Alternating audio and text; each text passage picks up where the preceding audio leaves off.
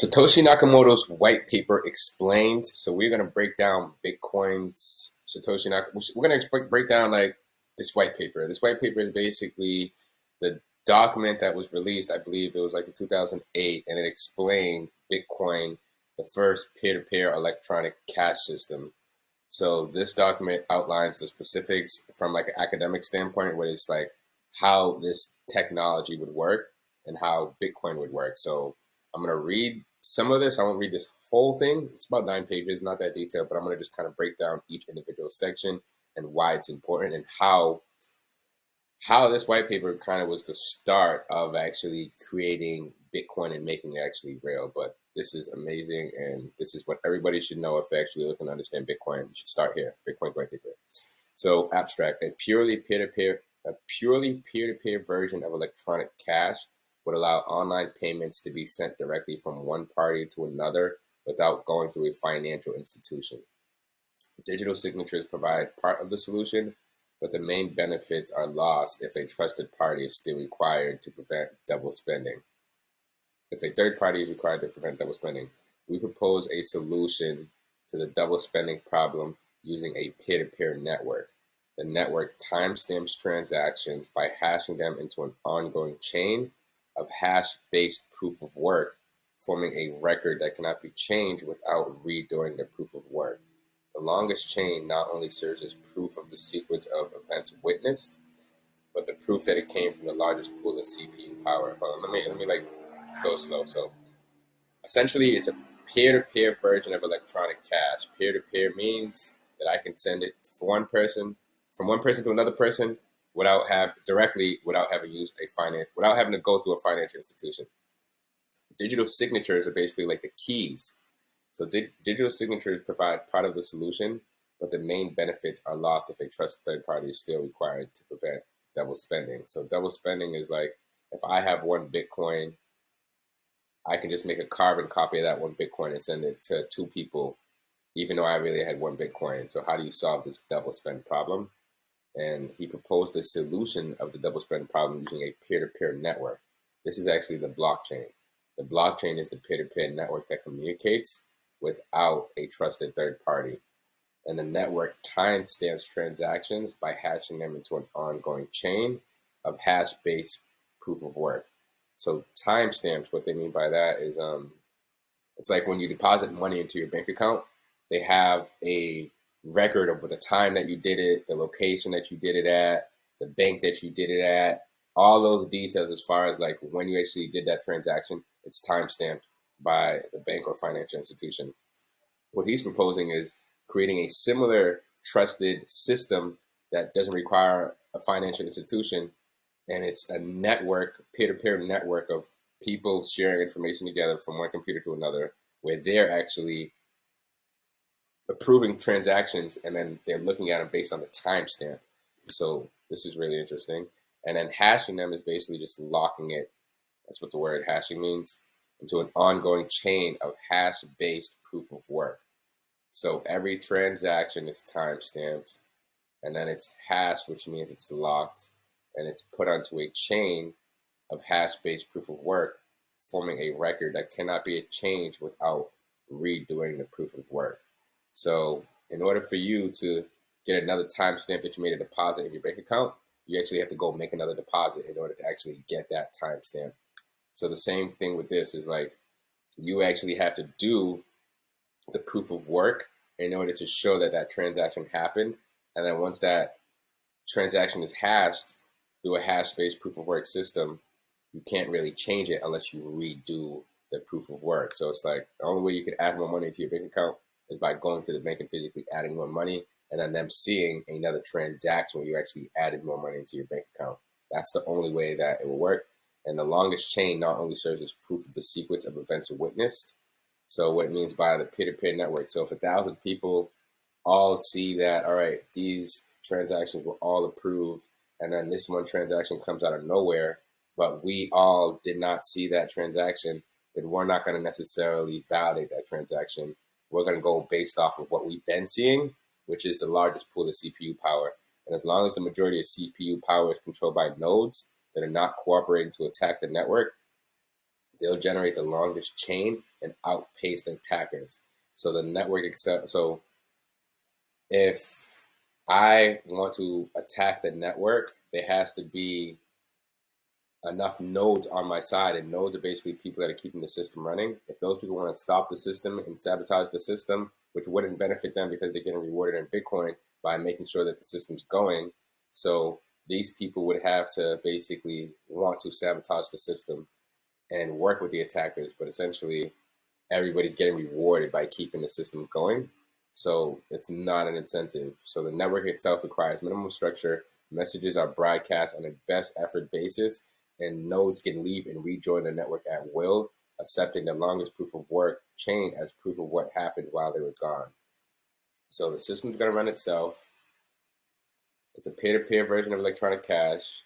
It timestamps transactions, and it hashes those transactions onto a hash-based proof of work, which is just validating that the transaction happened, and then that system will run on its own, and it's all shared. It's basically just a public ledger. So if Becky sends Sally $1,000, the nodes will see Becky sent Sally $1,000 on this day at this time, and then they validate Becky sent Sally that $1,000. Sally received $1,000. Boom. Becky cannot go reprint that $1,000 because the system has to do the proof of work again to show that she has another $1,000. So it's really fascinating. Sometimes it's even a little confusing for me, to be honest. Unless you're a coder or a developer, some of this stuff can be a little over your head.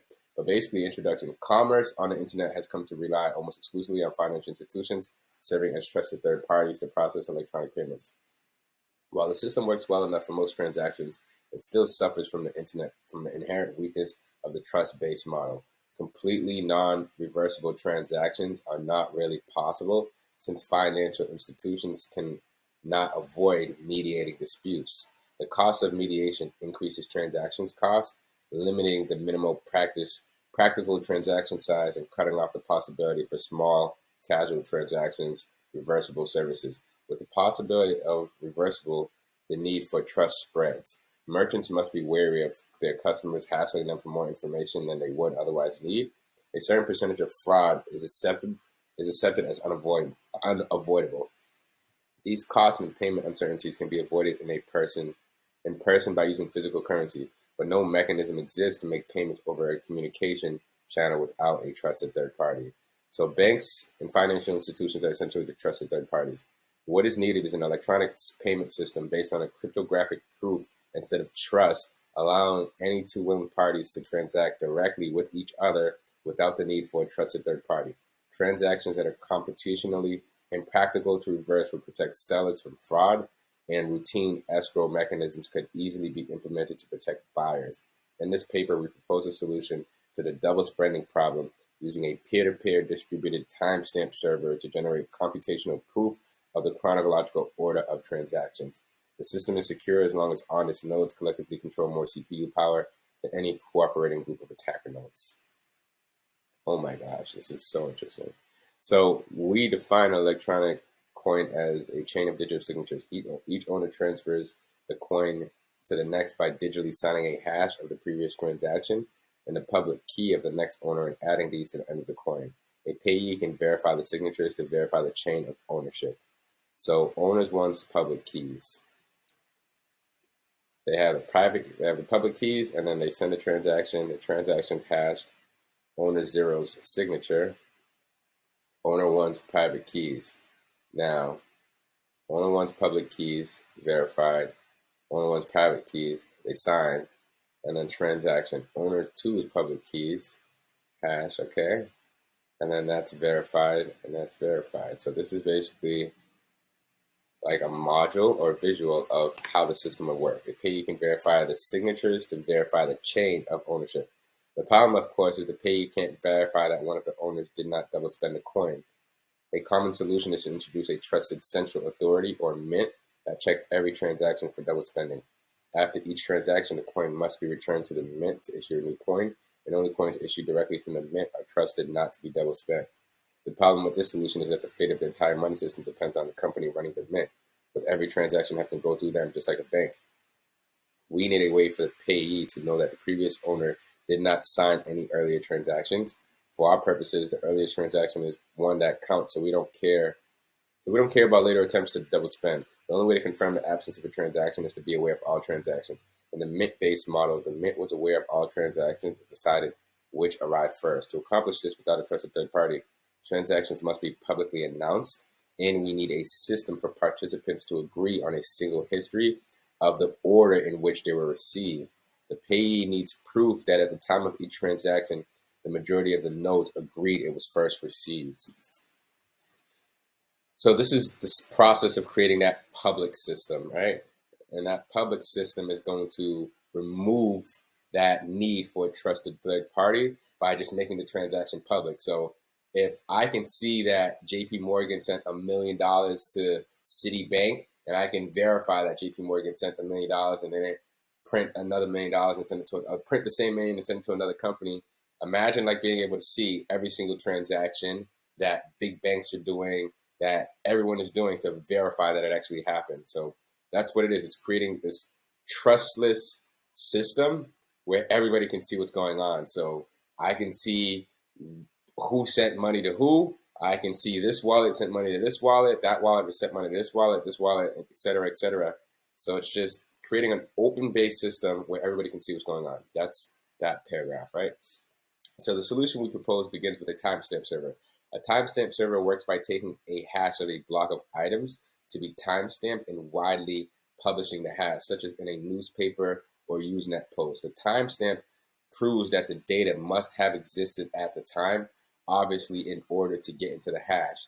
Each timestamp includes the previous timestamp in the hash, forming a chain with each additional timestamp reinforcing the ones before it. So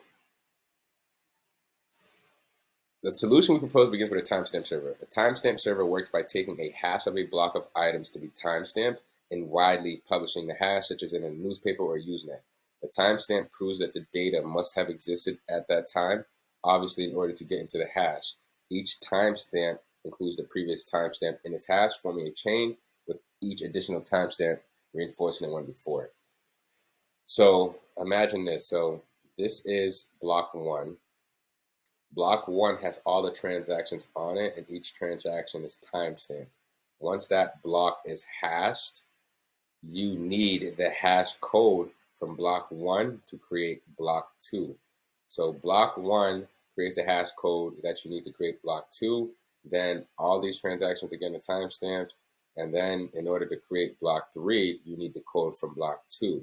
So you need the code from block two to create block three, but you need the code from block one to create block two. So this is how the system just continues working, and it makes sure that nobody double spent anything. And once that transaction was permanently hashed on the chain, that the system just kind of validates itself, right? So that's the basics. So proof of work. To implement a distributed timestamp, I'm not going to read this whole thing, right? But if you want to read this whole thing, you kind of get the gist. What I am going to do is just say that Satoshi Nakamoto created the first ever decentralized cryptocurrency that allows people to send money from one party to another party without using a financial institution. The reason this is such a breakthrough technology is because it's the first of its kind. It hasn't been hacked since it's been founded, and this system has allowed us to be able to take that technology and create other systems with it. So Ethereum kind of took the technology of Bitcoin and created all these other new things on top of it with NFTs, dApps, metaverse, and all this other stuff. And then other tokens are basically taking that same technology. Like, how can we make this thing better? Like, Bitcoin's kind of clunky. It's old, store value, the original. Litecoin, the goal of Litecoin is to have speedy transactions. The goal of XLM is to basically be like the Western Union for people that want to send money to people out the country that don't necessarily have bank accounts. Then you have XRP, which is trying to solve moving money quickly without having to like use the traditional payment system of Swift. So it all started with this Bitcoin white paper, and every single token should have a white paper. So if they don't have a white paper, that is a red flag. So if you really want to understand Bitcoin, read this white paper. If you need to read it twice, read it 3 times, whatever it takes, just because this is the foundation of the technology, and this is how it all started. So this is Satoshi Nakamoto's Bitcoin white paper explained. I hope I didn't bore you with reading this stuff. I hope you enjoyed it just as much as me. But again, if you just go to Google and you Google Satoshi Nakamoto's Bitcoin white paper, you can actually start reading this. And I'd recommend you read it twice. It's probably like my third time reading it, and I'm gonna actually reread this just to make sure that I'm on point. So thank you. And again, my name is Cliff P. I'm the author of What is Bitcoin. I put a link in the description to get a copy of my book. If you're still watching this video, hit that subscribe button and then smash that like button. I'll see you on the next one. Peace out.